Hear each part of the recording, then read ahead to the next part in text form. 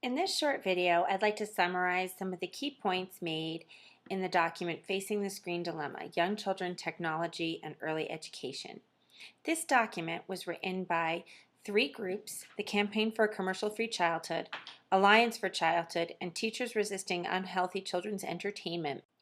as advocates for children's well-being and healthy development, and they raise questions and issues with the increasing use of technology in children's lives and in our culture and society.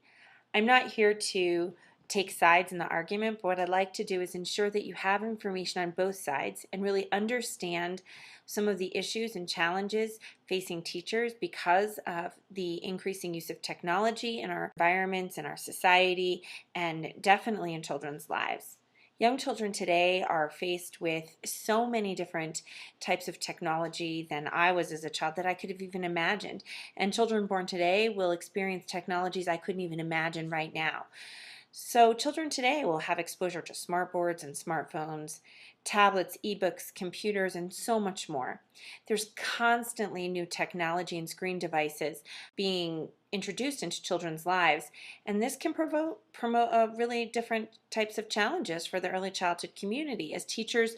need to recognize that children have different types of experiences at home, that these are part of their culture, and we need to decide and determine how useful they can be as an educational tool in our classrooms, and really understanding some of the issues that are associated with those technologies as we make decisions about how to utilize them or if to utilize them in our classrooms.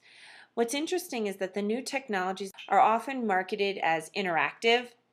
and really different from old school technologies like video and TV that are more passive. The new technologies claim that children can make choices, that they can engage more actively in decisions about their own learning and experiences. And because of this, they promote greater learning and are definitely more developmentally appropriate in their uses. So we know that beginning really early in children's lives, that screen technologies are part of their home culture and their experiences, and they have a very different childhood than children did many years ago or even several years ago. So what we need to consider is how we can use these technologies and integrate them in appropriate ways, and how we can consider or continue to consider that our priority is to support young children's health and development. And considering the new digital world, how are we going to do this, and how are we going to do it in a way that respects and values who they are and what their experiences are, but also considers what we know is good for young children. The authors of the article that I'm presenting to you in this video believe that technology can be harmful to children, that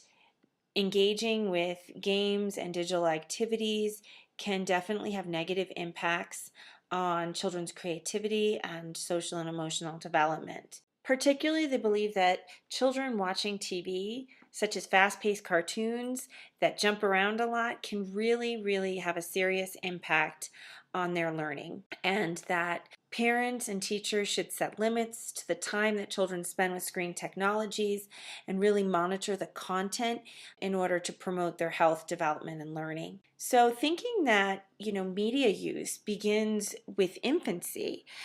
and what happens is it generally increases with age, almost exponentially. Research shows that about 29% of infants watch about 90 minutes of TV per day. This data suggests that the TV is being used as a babysitter, and that there's less interaction between children and adult caregivers while they're watching TV.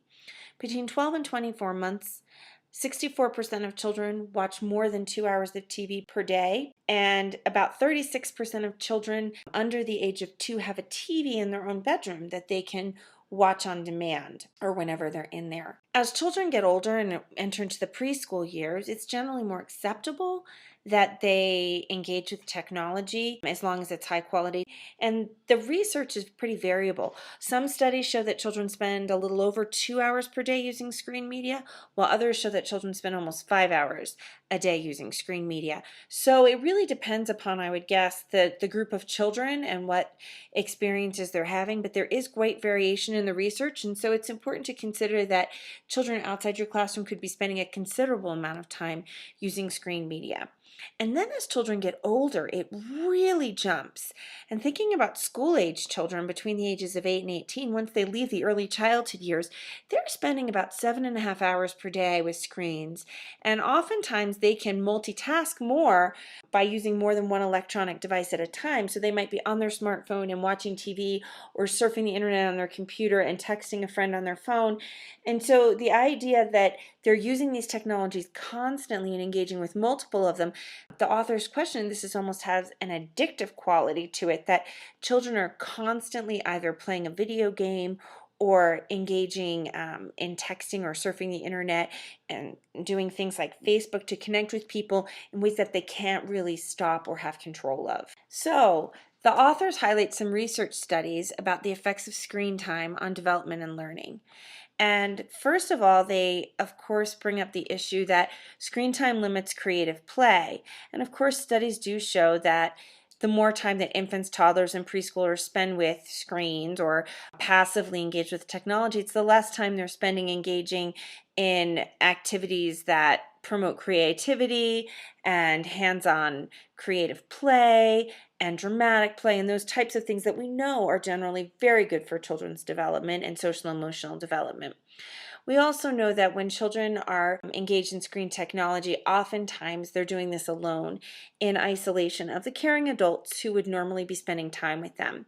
So even when parents might be watching TV with children or videos with children, they're really spending less time engaged with them, talking to them. Watching TV together is really different than playing a game together or really following the child's lead and engaging in some nice physical play. And so there's definitely some questions about how the technology can impact and negatively take away from the interactions that they should be having and often would have with adults. There are also questions about how the use of technology affects learning, school performance, and peer relationships.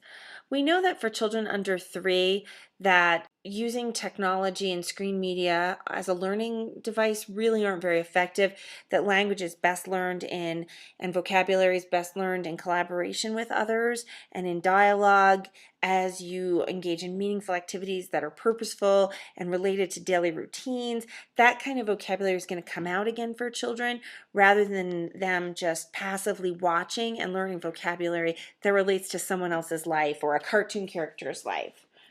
So given that as screen time increases as children get older, it's important that we consider the possible negative effects of this on learning and social interaction throughout adolescence. And so that the amount of time that children spend watching TV or playing video games has been linked to problems with attention in school, and that this can ultimately lead to academic failures. And so it's important that we start to think about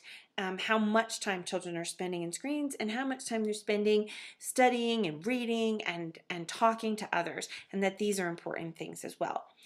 A big concern, of course, of the authors is that early childhood and the use of technology and screen media during early childhood creates a risk factor for children's obesity, and that the time that preschoolers spend watching television, they often are spent eating, and this often means that it's less time that they're active and eating healthy food and playing outside and getting the exercise that they need, because it's typical that children will sit in front of the TV and snack,